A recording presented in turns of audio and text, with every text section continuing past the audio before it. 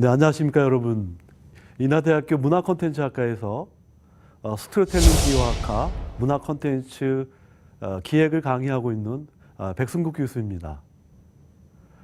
오늘 여러분들 저와 함께 스토리텔링이란 도대체 무엇인지, 특히 4차 산업혁명 시대에 인공지능 시대가 가까워져 왔는데요. 이러한 시대에 인문학의 굉장히 중요한 영역인 스토리텔링이 어떠한 역할을 할 것인가에 대해 함께 고민해보는 그런 시간을 갖도록 하겠습니다. 제가 질문이 하나 있습니다. 스토리와 텔링 중에 어떤 게 더 중요할까요? 제가 이런 질문을 하면 보통 반은 스토리고요, 반은 텔링입니다. 스토리는 오래전부터 인류가 시작되면서부터 지금까지 끊임없이 만들어지는 것이 스토리입니다. 우리가 하루의 일상생활 속에 수많은 스토리의 모티브가 스토리를 만들고 있습니다. 텔링은 무엇일까요? 텔링은 스토리를 전달하는 하나의 매체입니다. 이러한 시대에 스토리와 텔링은 굉장히 중요하죠. 그래서 오늘 인공지능 시대에 스토리텔링은 어떻게 진화되고 발전할 것인가에 대한 고민하는 그런 시간을 가져보도록 하겠습니다. 보시는 것과 같이 스토리는 어떤 특정한 시공간에서 일어나는 하나의 에피소드입니다. 그래서 하루에도 수많은 스토리의 모티브가 있습니다. 오늘 여러분들 이 강의에 참석하셨는데 오늘 이 시간에 저를 모티브로 해가지고 어떠한 이야기가 만들어질지 모릅니다. 사실은요. 이것이 바로 스토리입니다. 그런데 여러분들이 오늘 일어난 일들을 어떤 매체에 전달할 것이냐. 어떤 분들은 모바일 폰에, 어떤 분은 영상에, 또 어떤 분들은 글로 써서 전달하는 것. 이것이 바로 텔링입니다. 그래서 스토리텔링은 아주 오래전부터 구슬, 그 다음에 문자가 발명한 문자 스토리텔링, 그리고 문자를 지나서 문자를 텍스트를 영상으로 담아서 영상 스토리텔링. 그리고 최근에 2000년부터 그렇죠? 디지털 기술이 발달해서 디지털 스토리텔링의 시대. 그리고 오늘날은 바로 인공지능의 스토리텔링 시대입니다. 특히 제가 여러분들에게 이야기해 보고 싶은 건 뭐냐면 2000년대에 들어와 가지고 디지털 매체를 통한, 그러니까 우리가 스토리를 어떻게 누가 만들어요, 여러분들? 바로 작가가 만듭니다. 그렇죠? 스토리를 만드는 작가에게 도움을 주는 저자 툴이라고 하죠. 그렇죠? 그래서 미국의 헐리우드 영화 산업의 거의 80%는요. 사람이 쓰는 것이 아니라요. 저자 도구인 드라마티카 프로라는 저작 툴이 시나리오를 씁니다. 그것이 이제 2000년대의 디지털 스토리텔링 시대입니다. 그래서 우리나라에서도 이제 한국콘텐츠진흥원에서도요, 뭐 캐릭터의 저작 툴이라든가 스토리를 창작하는 데 도움을 주는 스토리 헬퍼라는 프로그램을 만들어서 보급을 하고 했죠. 이것이 이제 디지털 스토리텔링입니다. 그런데 오늘날은 이런 디지털 스토리텔링을 지나가지고 자동으로 스토리를 창작하고 스토리를 이야기해주고 하는 소프트웨어가 혹은 IoT가 기계가 발명되는 그런 시대가 인공지능의 스토리텔링 시대입니다. 여러분들 아침에 커피 한 잔씩 다 모닝커피 하시죠? 여러분들이 사용하는 컵, 이거에 IoT의 기능과 인공지능의 스토리텔링 기능이 정착이 된다면 여러분들이 어저께 만났던 여자친구 혹은 남자친구와 있었던 이야기를 그 컵이 아침에 여러분들에게 이야기해주는 그런 시대가 이제 돌아올 것입니다. 재밌죠? 여러분들이 마시는 컵이 그러니까 커피만 마시는 기능을 하는 것이 아니라요. 하나의 스토리텔러로서 여러분들의 일상에 벌어진 이야기들을 이야기해주는 바로 그런 시대가 인공지능의 스토리텔링 시대입니다. 자, 그렇다면은 이런 시대가 도래하는데 굉장히 중요한 역할을 하는 것이 무엇일까요? 바로 테크놀로지입니다. 또 하나는 콘텐츠의 툴입니다. 그래서 여러분들 텍스트가 영상으로 바뀌고 또 이 영상이 인공지능으로 자동으로다가 이야기해주고 창작해주는 그러한 시대를 우리가 살아가고 있다라고 생각하시면 될 것 같습니다. 인공지능의 스토리텔링 시대의 여러 가지 징후들이 미래에 이런 시대가 올 것이라는 것이 지금 많이 나타나고 있습니다. 제가 첫 번째 소개하고자 하는 것은 인공지능의 시나리오 작가인 벤자민입니다. 벤자민은 최근에 선스프링이라는 영화 시나리오를 창작했습니다. 어떻게 창작하는지 궁금하시죠? 한 1000편의 스릴러 영화 시나리오를요, 그 다음에 드라마의 시나리오들을 벤자민이 데이터를 가지고 학습을 했습니다. 즉, 뭡니까 이게? 딥러닝을 했습니다. 그래서 스스로 딥러닝을 통해서 내가 선스프링의 캐릭터, 모티프 이런 것들을 시나리오를 만들었습니다. 대단하죠. 두 번째, 일본에서 만든 것입니다. 컴퓨터가 소설을 쓰는 날이라는 단편 소설을 컴퓨터가 만들었습니다. 소설가 시이치라는 단편 소설의 작품들을 컴퓨터가 이것도 마찬가지로 딥러닝을 한 거죠. 해서 미정센, 그다음에 캐릭터 등장인물, 그리고 에피소드들 전부 다 컴퓨터가 창작을 해서 소설을 썼습니다. 물론 완벽하지는 않습니다만 모든 작가들이 깜짝 놀랐습니다. 세 번째, 여러분들 영화를 보러 가시기 전에 아마 여기 있는 모든 분들이 아마 예고편들 한번 다 검색하시고 보시죠. 근데 이 예고편을 인공지능이 만들어요.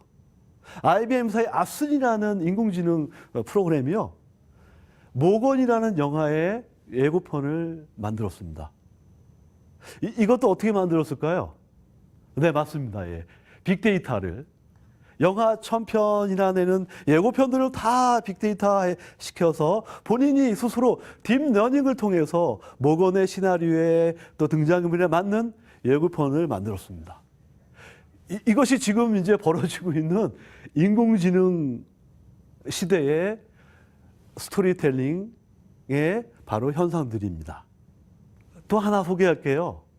아마존, 여러분들 아마 전부 다 한 번쯤은 책이라든가 아마 제품들을 직구를 통해서 혹은 구매를 했을 거라고 생각합니다. 아마존은요, 자체 개발하는 인공지능 알고리즘을 통해서 소비자들의 패턴을, 소비자들의 그러니까 구매에 대한 취향을 파악해서 자동으로다가 제품을 소개하고 해주고 있습니다. 근데 여기에 인공지능의 브랜드 스토리텔링이라는 프로그램을 만들고 있죠. 그래서 정말 여러분들이 좋아하는 브랜드에 대한 스토리를 입혀서 제품을 홍보해주는 그러한 인공지능 스토리텔링을 지금 개발 중에 있다고 합니다. 아마존뿐만이 아닙니다. 여러분들 좋아하는 애니메이션 디즈니사. 디즈니사는 SNS에 올라오는 여러분들이 다른 댓글이라든가 블로그라든가 소셜미디어에 올라오는 여러분들의 텍스트를 분석을 통해서 여러분들이 좋아하는 시나리오, 여러분들이 좋아하는 캐릭터를 통해서 스토리텔링 작업들을 하고 있습니다. 이렇게 인공지능의 시대에는 우리가 좋아하는 데이터를 통해서 기반으로 자동으로 이야기를 해주는, 자동으로 스토리를 창작하는, 자동으로 이야기해주는 그러한 시대가 인공지능의 스토리텔링 시대입니다. 여러분들, 여기서 한 가지 제가 질문 드리고 싶어요. 그러면 정말 인문학 기반의 작가는 필요하지 않을까요? 우리 인간은 무슨 일을 해야 되나요? 이 시기에요. 아니, 스토리도 기계가 혹은 인공지능이 그렇죠? 창작을 하면요, 우리는 무슨 일을 해야 됩니까? 이러한 4차 산업혁명의 알고리즘 사고에 아니야, 인간이 이런 영역이 필요해. 인간의 체험이나 창의력이나 통찰력이나 사고력을 인공지능에 적용하자는 그러한 개념입니다. 그래서 여러분들 인공지능의 스토리텔링 분야에는 기억에 관련된 분야를 인간이 체험한, 가지고 있는 데이터들을 체험한 기억을 인공지능과 어떻게 조합시킬 것인가에 대해 고민입니다. 그 중에 하나가 뭐냐면 우리 인간은요, 근육 기억, 그다음에 의미 기억. 그런데 자서전적 기억은 굉장히 약합니다. 무슨 이야기냐면요, 우리가 하루에 일어난 모든 디테일한 부분들을 기억을 다 못합니다. 이러한 차원에 우리가 인간의 생물학적 기억과 전자 기억을 콜라보시키자, 융합시키자 하는 움직임이 인공지능 시대의 스토리텔링 분야에 일어나고 있습니다. 우리가 지금 기억하는 데서 신경망이 굉장히 중요하죠. 그런데 앞으로는요, 인공신경망이 등장할 것입니다. 그래서 인간의 기억과 그다음에 인공지능의 신경망과 융합을 해서요, 우리가 놓치는 부분들 있잖아요. 그런 부분들을요, 전부 다 기억을 해서, 그리고 또 리콜해서 이야기해주는 로봇, IoT, 그렇죠? 그다음에 또 이야기해주는 아까 얘기했듯이 스피커라든가 이러한 사물들이 생겨나는 시대가 인공지능의 스토리텔링 시대입니다. 여기 제가 한 분을 소개하고 싶어요. 마크 프렌스키요. 미국의 저널리스트이기도 하고 디지털 네이티브라는 용어를 제일 먼저 쓴 사람입니다. 여기 앉아있는 구글 세대의 젊은 여러분들이요, 전부 다 디지털 네이티브죠. 저는 디지털 네이티브는 아닙니다. 저는 얼리 어댑터도 아니고요. 근데 여기 있는 젊은 분들은요, 태어나자마자 디지털 매체에 익숙합니다. 그리고 또 하나, 디지털 매체를 활용해서 다양한 지식 창의적인 활동을 하고 있는 분들입니다. 이러한 시대에 여러분들의 역할과 기능이 4차 산업혁명 시대에 너무나도 중요해졌다라고 주장하시는 분이 바로 마크 프렌스키의 디지털 네이티브의 개념입니다. 또 한 사람이 있죠, 그렇죠? 클레이 셔키요.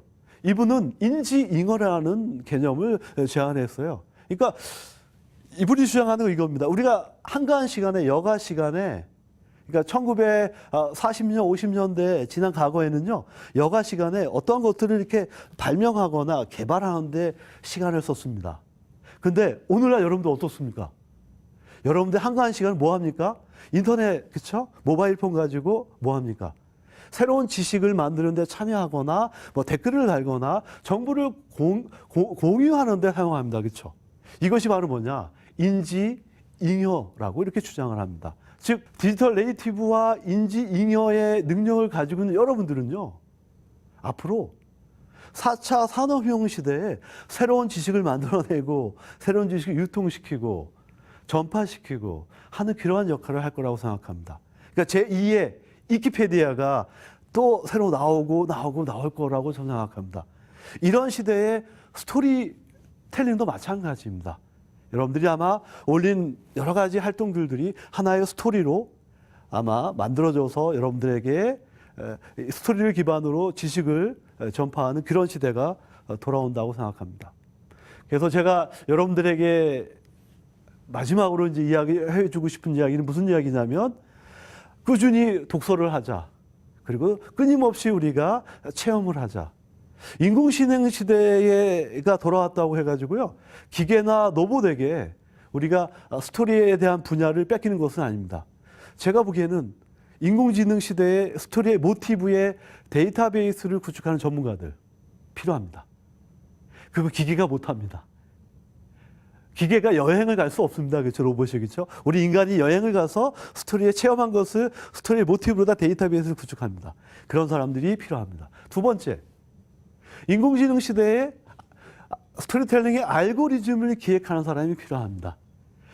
빅데이터에는 데이터를 나열하는 것이 아니고 인간에게 감성을 주는, 감동을 주는 그러한 알고리즘을 짜는 것이 필요한 기획자가 필요합니다. 그래서 인공지능의 스토리텔링 창작 기획자가 필요합니다. 마지막으로는요, 4차 산업혁명의 인공지능 시대에는요, 인터랙션이 굉장히 중요합니다. 인터랙션을 통해서 공감시키고 감동을 주고 하는 그러한 것들이 왜요?